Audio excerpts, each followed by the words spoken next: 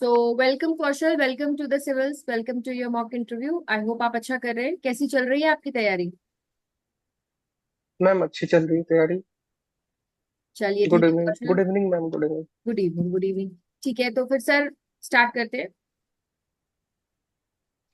ठीक है कौशल, थोड़ा सा नर्वस लग रहे हैं आप मुझे आज। नर्वस हैं क्या आप? नो सर, वो थोड़ा अच्छा, नर्वस कैमरा नहीं है। का ठीक है। कौशल कहते हैं आप अपने आप को। आप आपका संवाद का माध्यम क्या रहेगा, हिंदी या इंग्लिश?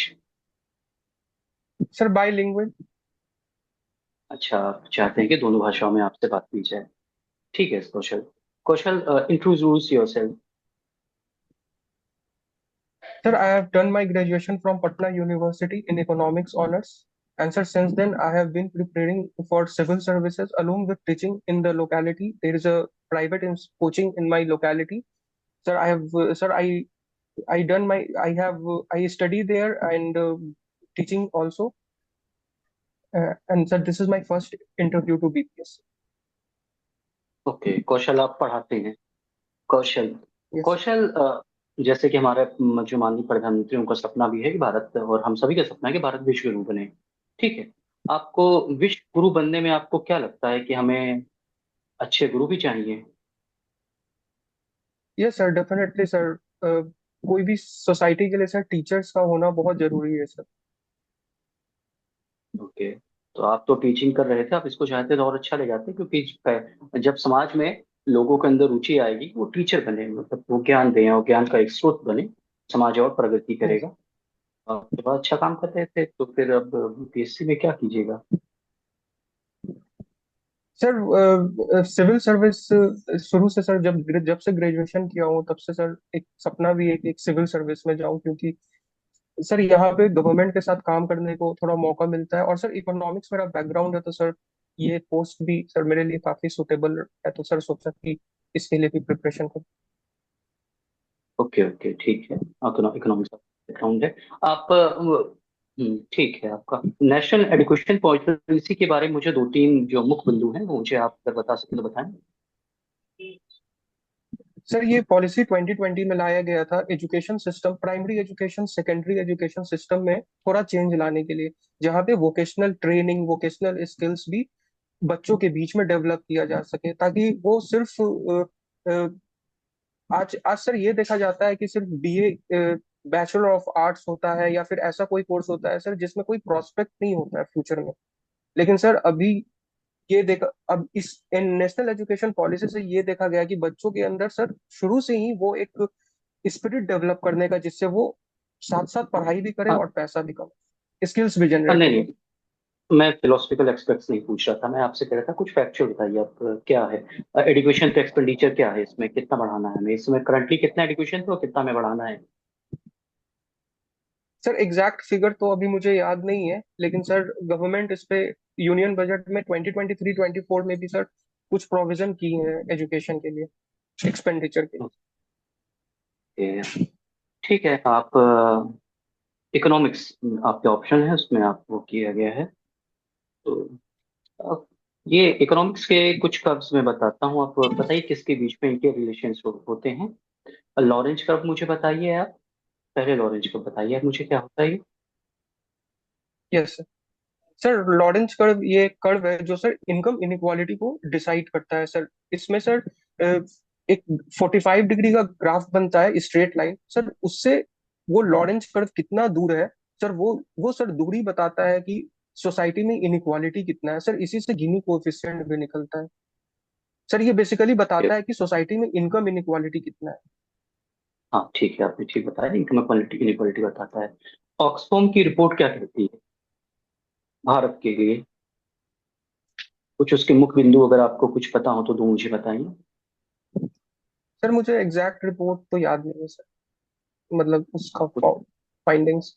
लेकिन सर वो ये बात की है कि वो इनकम इनक्वालिटी से रिलेटेड बात की, जिसमें उसमें मेंशन है सर गिनी कोएफिशिएंट इंडिया का 0.36 टू 0.367 है, जो कि हाइयर साइड है सर। कौशल, ठीक है आपका। कौशल ये बताइए कि अगर आपको जीवन में आपने कोई दो गलतियां की हैं, मान लीजिए, और उसको आपको अगर आज मौका मिलता है कि आप उसमें सुधार ला सकें, वो कौन सी दो गलतियां हैं जिसमें आप सुधार लाना चाहेंगे, जो आपने की है और आपको लगता है कि मुझसे गलतियां हुई थी और आज मुझे मौका मिलेगा तो मैं उस गलती को सुधार दूंगा।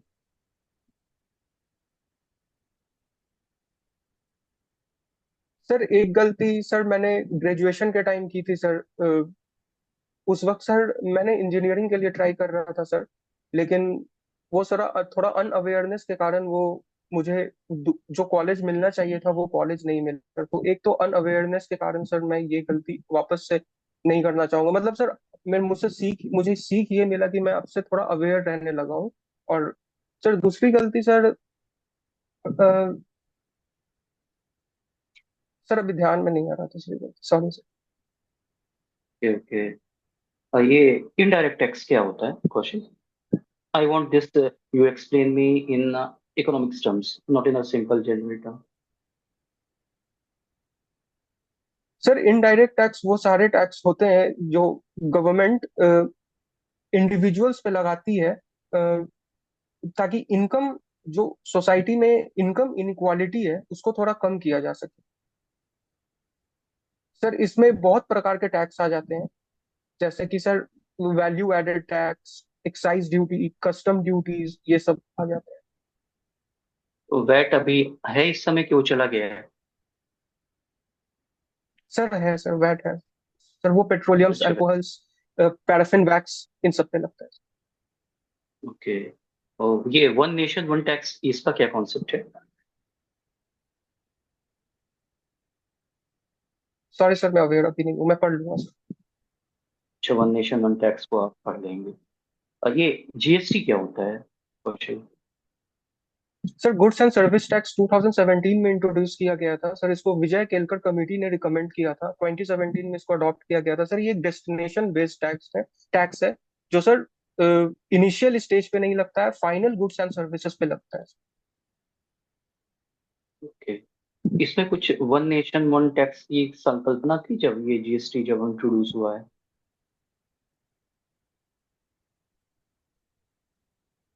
ये सर ऐसा था कुछ, लेकिन अभी थोड़ा ध्यान नहीं आ रहा है। एक सेकंड। अ, ये टैक्स जब इंट्रोड्यूस हुआ था तो शायद रात के 11 या 12 बजे इंट्रोड्यूस हुआ था। तो ठीक है, आपको नहीं यस आ रहा है इसमें यार। ये जो ये होता है आपका इनकम टैक्स क्या का जो कॉन्सेप्ट है, इंडिया में इनकम टैक्स कब इंट्रोड्यूस हुआ है first? Sir direct tax code लाया गया था 1960 में सर। ओके अ, उसके बाद से ही सर इंट्रोड्यूस हुआ। ओके। उसके बाद ये इंट्रोड्यूस हुआ है। ये डिवैल्यूएशन ऑफ करेंसी क्या होती है? सर ये आरबीआई के द्वारा किया गया एक डर्टी फ्लोटिंग होता है। हम्म। इसमें ये होता है सर कि,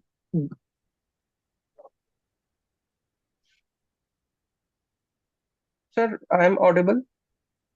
हाँ, yes you are audible. Sir devaluation of currency में ये होता है कि आरबीआई, बताइए। ठीक है, बताइए बताइए, कोई ये इशू नहीं है। आरबी सर आरबीआई क्या करती है कि वो जब भी मार्केट में सर डॉलर का सप्लाई या डॉलर का डिमांड जब घट या बढ़ जाता है, तो सर आरबीआई इंटरवीन करती है मार्केट में उसके सप्लाई और डिमांड को कम करने में। तो सर डिवैल्यूएशन में ये होता है कि सर ये आरबीआई डॉलर को सक कर एब्जॉर्ब कर लेती है, जिससे सर डिवैल्यूएशन हो जाता है करेंट रूपी का, सर रूपी का डिवैल्यूएशन। ये हॉट मनी क्या होता है प्रोसेस?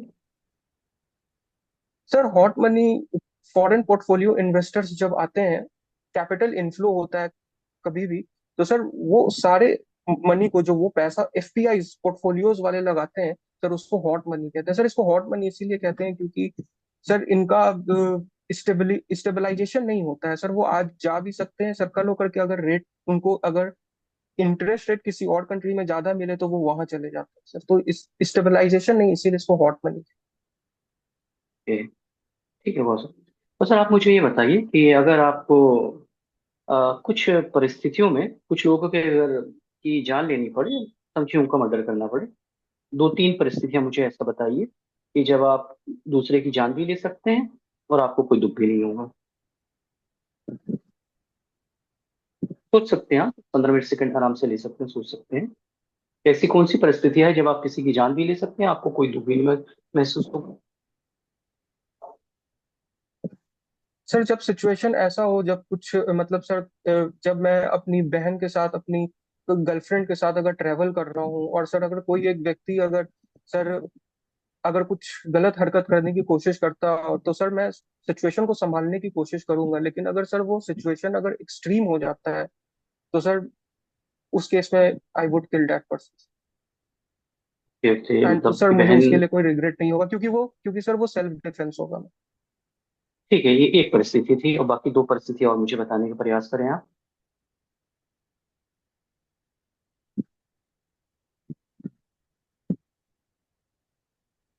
सर जैसे कभी कोई ऐसा सिचुएशन हो जाना, जब जैसे टेररिस्ट कोई आ गया हो, तो सर अगर वैसे सिचुएशन में मेरी सामना उससे हो जाए, तो सर और मेरे पास ऐसा पावर हो, तो भी मैं उसे मार सकता हूँ, और मुझे कोई रिग्रेट नहीं होगा। ठीक है कौशल, आप कौशल आप कौशल, आप कुछ इंटरेस्ट बताइए कौशल, जो आपको करने में बहुत अच्छा लगता हो, हॉबीज छोड़े।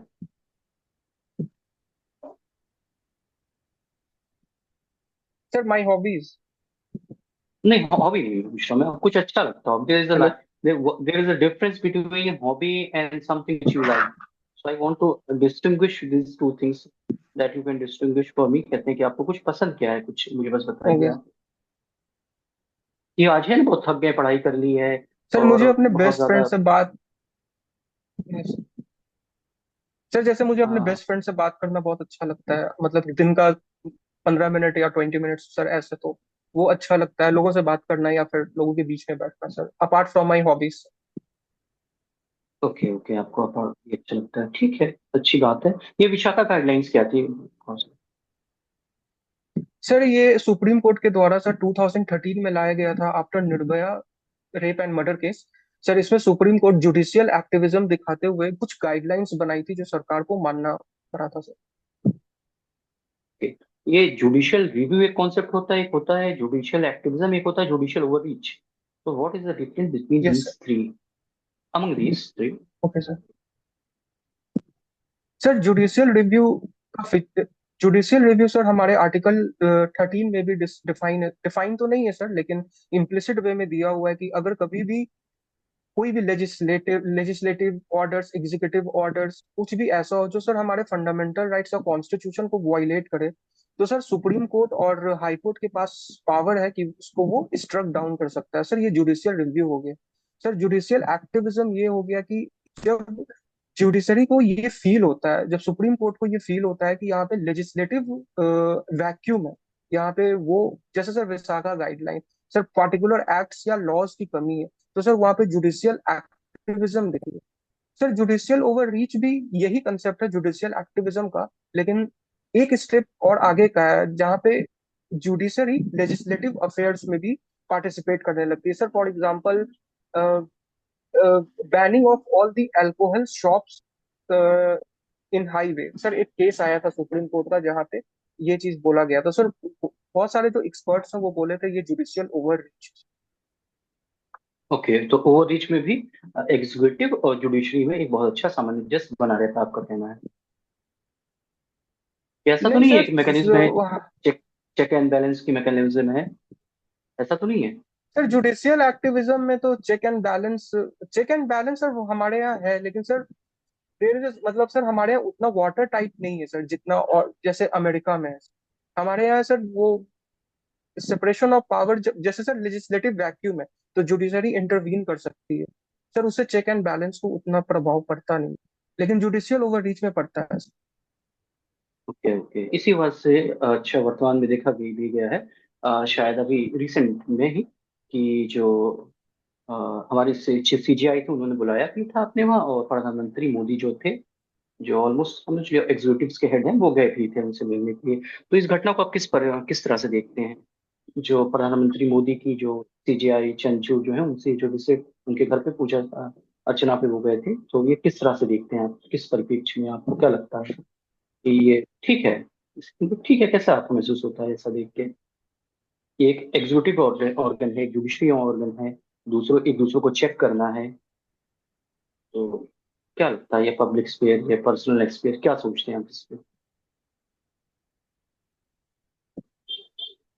सर मैं इसको पॉजिटिव लाइट में ही देखता हूँ सर। यहाँ पे सर हम्म, ऐसा कोई इंटरवेंशन नहीं किया जा रहा है एग्जीक्यूटिव और जुडिशरी के द्वारा। सर उनका वो पर्सनल स्पेस है जहाँ वो पूजा कर रहे हैं। और सर यहाँ पे कोई लॉ का वायलेशन नहीं हो रहा है सर। सेपरेशन ऑफ पावर का कॉन्सेप्ट है हमारे कॉन्स्टिट्यूशन में, लेकिन सर यहाँ पे किसी भी प्रकार का वायलेशन नहीं हो रहा है in terms of legislative affairs और एग्जीक्यूटिव अफेयर्स। सर वो यानी कि पर्सनल स्पेस में है सर। यानी कि हम लोग आगे चल के बड़ी पोस्ट पे नहीं देखेंगे ये सॉरी वजह सर। से। सर आवाज नहीं आ रही है, सॉरी सर। आवाज नहीं आ रही सर। आवाज आपकी जा चुकी है, थोड़ा सा इसको कनेक्ट कीजिए। I am not hello. Able to. आप मेरे को नहीं सुन पा रहे हैं? सर आ रही है आवाज। वॉइस का थोड़ा सा मैं नहीं सुन पा रहा हूँ आपको, आप सुन पा रहे हैं मेरे को? Yes sir. अच्छा, तो मैं हेलो। आपको नहीं सुन। समन्वय में आप आ जाएं। मैं इनको सुन नहीं पा रहा हूँ, तो आप सुनिए, आप शुरू कर सकते हैं। समन्वय।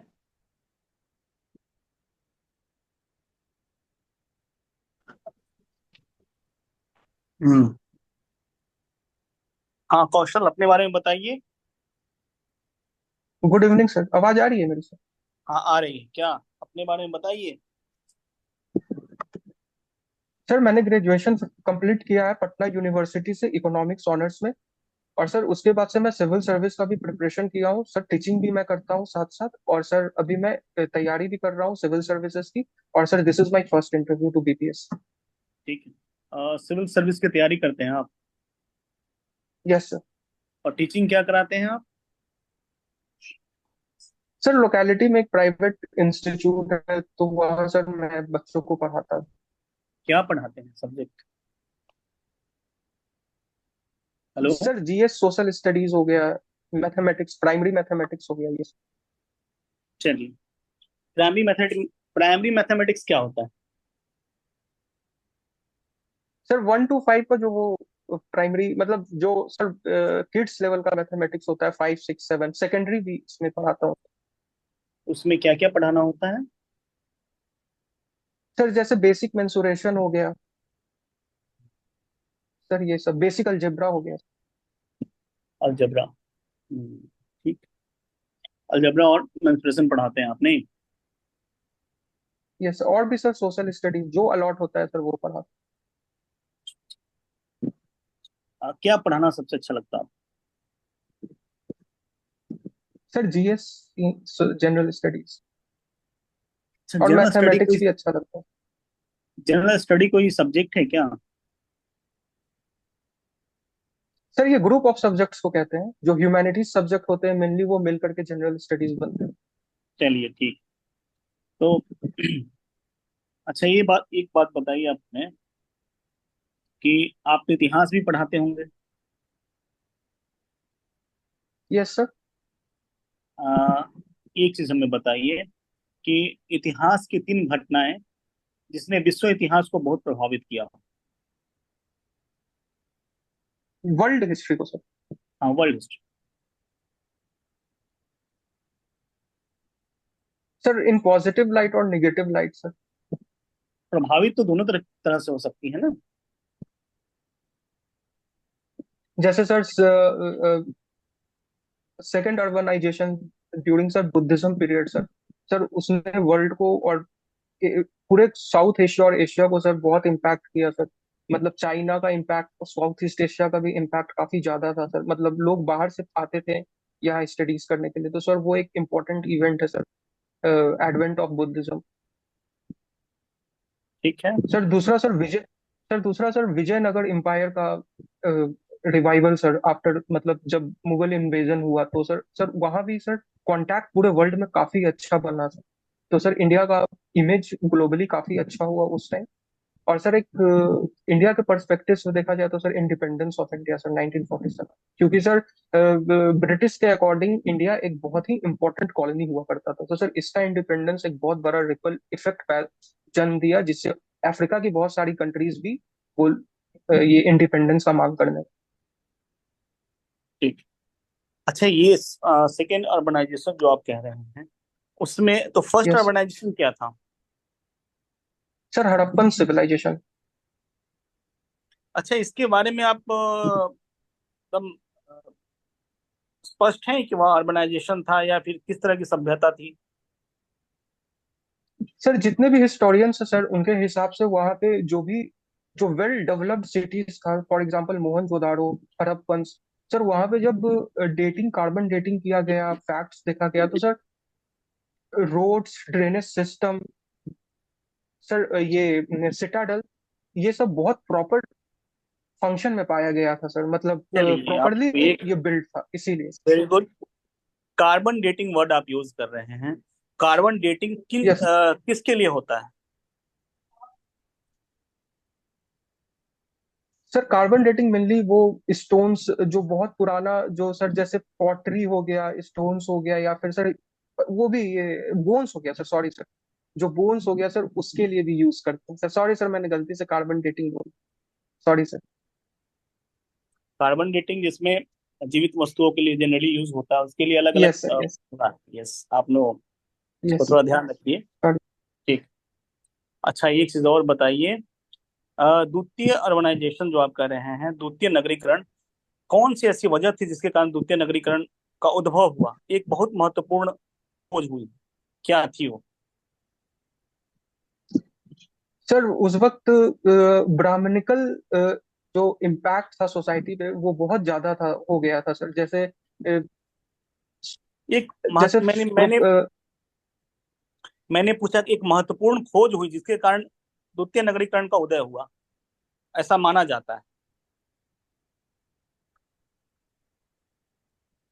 सर खोज के बारे में नहीं पता, सॉरी सर। लोहे का उपयोग हम लोगों ने करना शुरू ओह कर दिया। यस सर, यस यस, तो यस। ये चीज द्वितीय ये सर नगरीकरण के आयरन एज उद्भव आ में गया। सबसे ये सबसे महत्वपूर्ण कारणों में से एक बताया जाता है कि वो जंगल का। चलो ठीक। Yes sir. अब ये बताओ यार कि आधुनिकतावाद क्या है?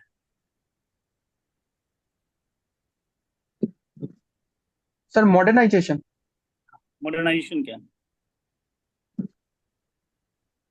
सर मॉडर्नाइजेशन ये है कि जब भी, जैसे सर फर्स्ट वर्ल्ड कंट्रीज का जो भी हम लोग फॉलो करते हैं, जैसे अमेरिका का कल्चर हो गया, वहाँ का लिविंग लाइफ स्टाइल हो गया, तो सर यहाँ जब उसका प्रभाव पड़ता है तो उसको मॉडर्नाइजेशन कहते हैं। चलिए, एक प्रश्न ये बताइए मित्र, आप मॉडर्न हैं या नहीं? मॉडर्न होना क्या समस्या है या उन्नति है? आप किस नजर से देखते हैं? सर मैं इसको बैलेंस्ड नजर से देखता हूँ कि मॉडर्न भी होना और अपने कल्चर को साथ में भी लेकर के चलना, सर ये एक बैलेंस अप्रोच होगा। तो दोनों चीजें एक साथ कैसे हो सकती हैं?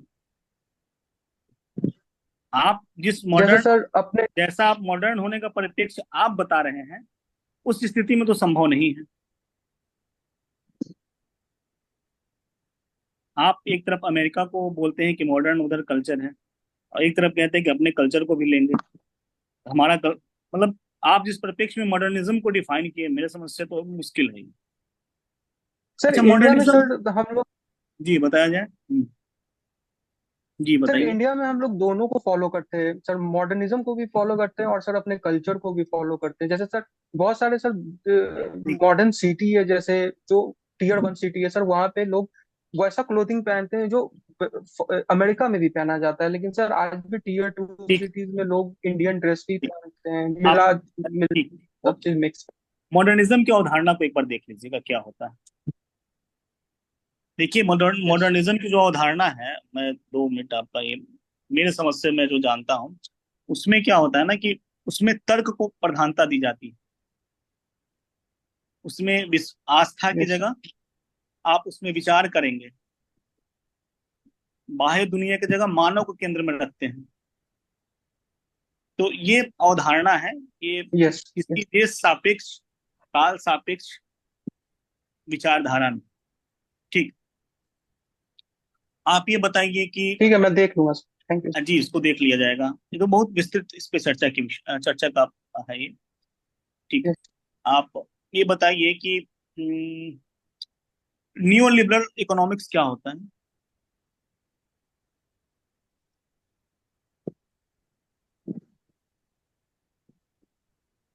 सर इसमें गवर्नमेंट का कम से कम इंटरवेंशन होता है, ये बेसिकली इसमें ये कॉन्सेप्ट था।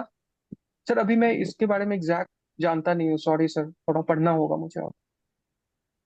इनविजिबल हैंड थ्योरी क्या है?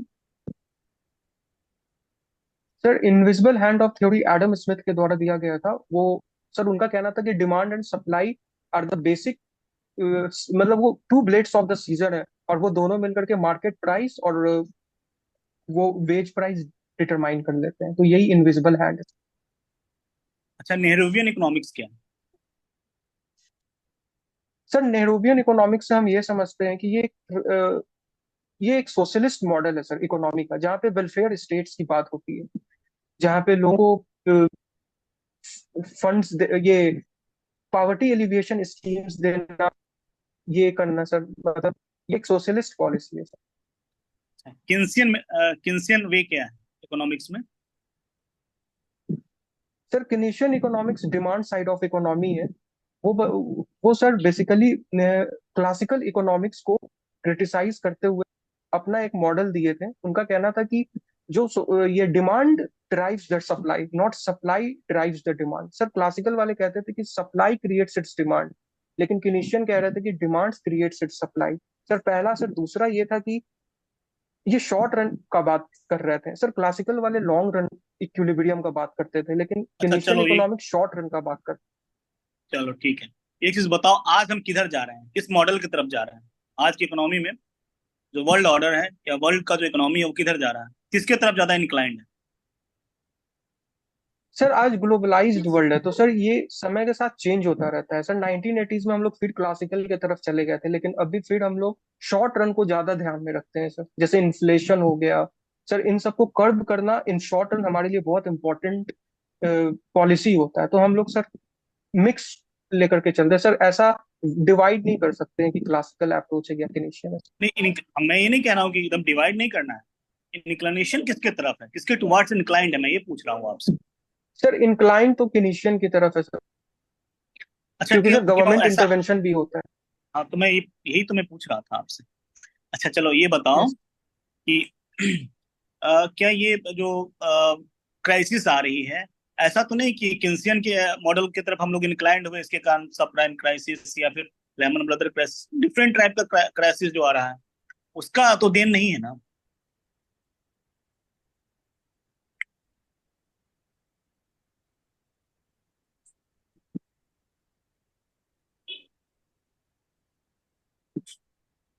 सॉरी सर, अभी थोड़ा कनेक्ट नहीं कर पा रहा, सॉरी सर। ओके, मतलब उसका इम्पैक्ट तो नहीं, मैं ये जानना चाह रहा था। ठीक। अच्छा चलो एक चीज और बताओ, कुजनेट्स कर्व क्या होता है? Sir Kuznets curve sir inequality के बारे में ये भी बताता है, ये income inequality in the nation. Sir ये सर सॉरी अभी एग्जैक्ट याद नहीं आ रहा है, थोड़ा देखना होगा, चलो, लेकिन तो सर ये सेब, इनकम इनइक्वालिटी से रिलेटेड। सेब भी नहीं याद होगा फिर तो। चलो, सर इन्वर्टेड यू शेप होता है। Inverted use, good, very good. और डिटर्मिनेंट्स भी नहीं, चलो ठीक है। आप ये बताओ ना कि एलडीसी वर्ड यूनाइटेड नेशन ने डिफाइंड किया है, इसके लिए क्या क्राइटेरिया डिसाइड किया है? List develop sir countries. इसका,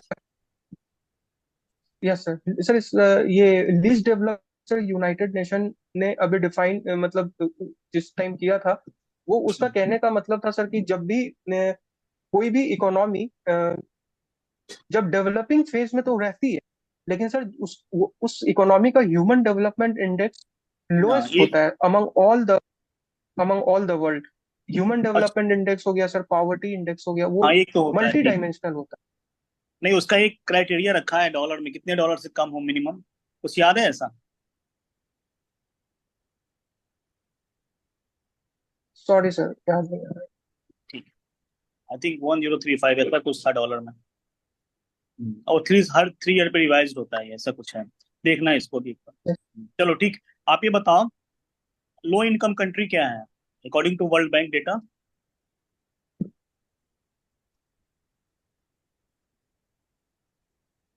सॉरी सर। एक और चीज बताइए आप,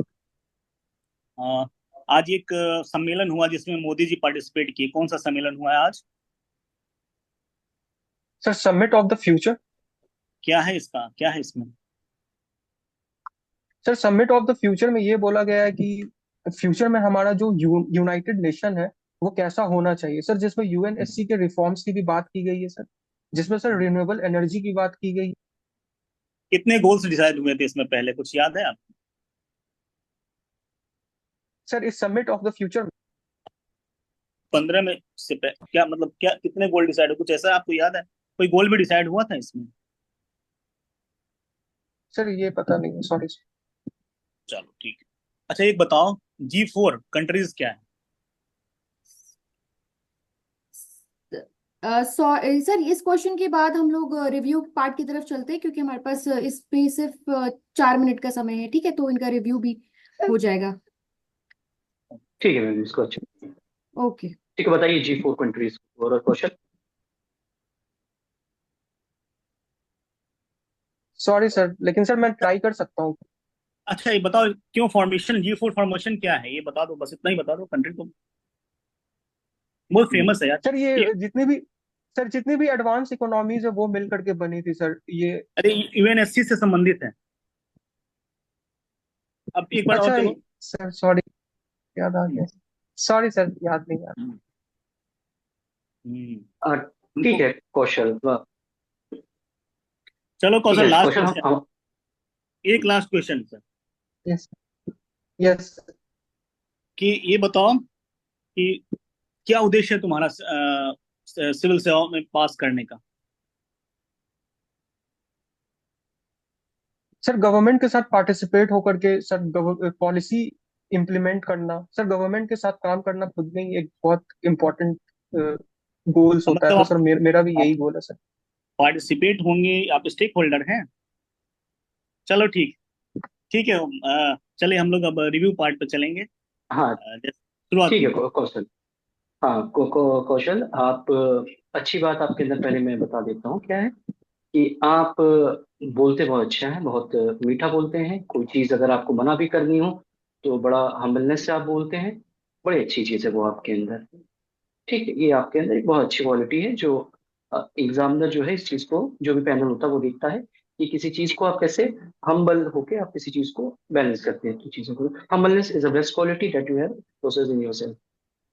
तो आपने हमारे जो क्वेश्चन किए थे हमने उसको लगभग ठीक ठीक किया, आपने जवाब थोड़े बहुत दिए, वो ठीक था। आप थोड़ी इकोनॉमिक्स को अपनी ब्रश कर लीजिए, जो बेसिक कॉन्सेप्ट्स हैं उनको आप ब्रश कर यस सर। लीजिए। क्योंकि आप one one nation one tax one nation आप नहीं बोल पाएंगे। इतना लंबी इस पर डिस्कशन यस सर। डिबेट है तो फिर वो चलेगा नहीं सही, ठीक है? तो वो गड़बड़ हो गया था। और कुडनेस कब सर सर पूछ रहे थे, जीएसटी बता देना रिवाइज चाहिए नहीं था किया कब।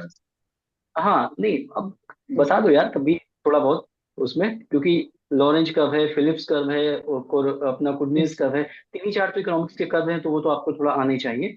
तो उसको थोड़ा सा देख लेना। और वो जो क्वेश्चन मैंने पूछा था आपसे कि किस परिस्थिति में आप किसी की जान ले सकते हो, हाँ, तो उसमें आप अपने यस सर। पर्सनल ओपिनियंस को ज्यादा दे दिए थे। मेरी बहन होगी, मेरी गर्लफ्रेंड होगी। उसमें मैंने हाइपोथेटिकल पूछा था, आप हाइपोथेटिकल दे भी सकते थे कि आप कहीं आप आर्मी में हो चाहे एयरफोर्स में हो, तो दूसरे एनिमी नेशन को आपको अगर वो करना तो अपनी नेशन की प्रोटेक्शन के लिए आप जान ले सकते हैं, ठीक है? और रात में कभी सर आपके घर में चोरी हुई तो चोर आया तो उसमें आप जान ले सकते हैं कि आपकी फैमिली को आपको सेव करना है। तो और तीसरी परिस्थिति ऐसी थी जो आप उस पर, तब तीसरी परिस्थिति में आते तब कहते कि मैं कहीं जा रहा हूँ और यस। अगर मेरी वाइफ है, गर्लफ्रेंड, तो वो सब फर्जी चीजें हैं अच्छा। वो जीवन में उनका कोई बहुत ठीक है रोल सर। होता नहीं है। मेरे हिसाब से अरे तो फर्जी ही चीजें हैं। हाँ, तो उनके सामने आप, अच्छा। वो भी शादीशुदा लोग बैठे हैं, उनके सामने आप गर्लफ्रेंड क्या आपकी उनकी गर्लफ्रेंड को बचाना है यार, कहते हैं चली जाएगी दूसरी आएगी, क्या टेंशन है उसका। हाँ ठीक है, और तो उसका वो कोई आपका नहीं, बाकी सही है, आप अच्छा बोल रहे हैं, ठीक है उसमें कोई। और समय हमारे पास कम है, इस वजह से चलते हैं। सुधीर जी आप बताइए। कौशल, चलो ठीक है, एक चीज मैं बताना चाहूंगा कि तुम्हारा देखो, प्रश्नों का जवाब देना ना देना बहुत मैटर नहीं करता, लेकिन बेसिक क्वेश्चंस आने चाहिए, एक बात, पहली बात। दूसरी बात, इंटरव्यू के दौरान आपका ये अच्छा रहा। आप आपका जो एटीट्यूड रहा बताने का वो सही था, मना करने का सब तरीका सही है। आप सिंसियर दिखते हैं, है भी। और ठीक है, अच्छा है। लेकिन कुछ बेसिक, जैसे क्या उद्देश्य है, ये सब क्वेश्चन थोड़ा सा ये कभी भी कोई पूछ सकता है आपसे, इसको यस। थोड़ा और अच्छा आंसर करिए। अनएक्सपेक्टेड क्वेश्चन होता है, उस समय अगर इसको प्रिपेयर नहीं कीजिएगा, अचानक आएगा और पूरा लास्ट में खराब करके चला जाएगा। देखिए इसको मालूम ही नहीं है क्यों आना चाहता है, बस 3-4 लोग मिलेंगे बात करेंगे, अरे लड़का जो है ना बस ऐसे ही। आप हटाओ समझ रहे हो इसको। ना? सर मेरा फाइनेंशियल हाँ एडमिनिस्ट्रेटिव ऑफिसर का पोस्ट है सर, तो हाँ इसमें थोड़ा बस इसी के लिए तुम स्पेशलिस्ट पोस्ट एलिजिबल है हो। सर, तो इसमें हाँ, इसी के यस लिए सर, यस एलिजिबल है ये। अच्छा ये हम यस लोग सर। नहीं इकोनॉमिक्स के आएंगे लिए, तो तुमसे इकोनॉमिक्स के तो, अच्छा हम लिए। लोग इकोनॉमिक्स तो पूछ ही लिए, अच्छा हुआ ये। हम